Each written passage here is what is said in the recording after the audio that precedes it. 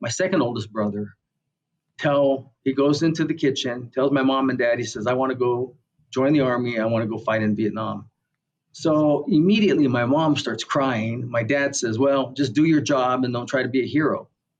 And I'm like, I was like, oh man, my brother wants to go to Vietnam, because earlier, a few years before, we had family friends who got killed in Vietnam. And so I learned a lot about that war.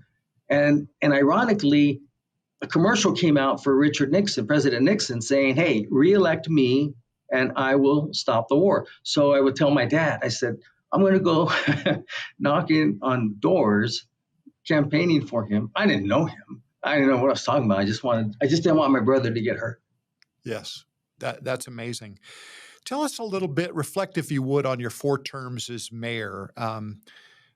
What happened as far as transformation you feel like under your leadership? Because I can say as an outsider and not having known you, there's been economic success. I don't even know how you keep track of Las Cruces to El Paso, because it looks like one big metro to me. Yeah.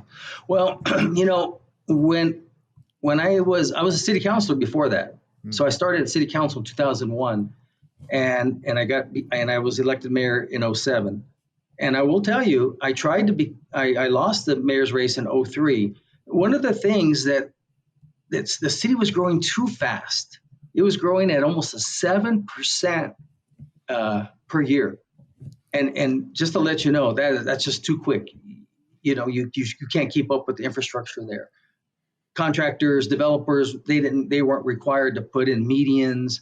The contractors the land that they were giving away was in flood zone for the schools. I mean, it was just, and they were just building these houses. That's all it was. And I remember voting no on an annexation. I said, because there's this one developer who was developing all over the place, but he wasn't completing them. He was just doing them here and here and here. And the current mayor at that time, he was loving it, because they were big supporters, and I was the only one who voted against it. And I remember that reporter come in and he says, "Hey, I noticed you voted no." And I said, "Well, this is the reason why I voted no,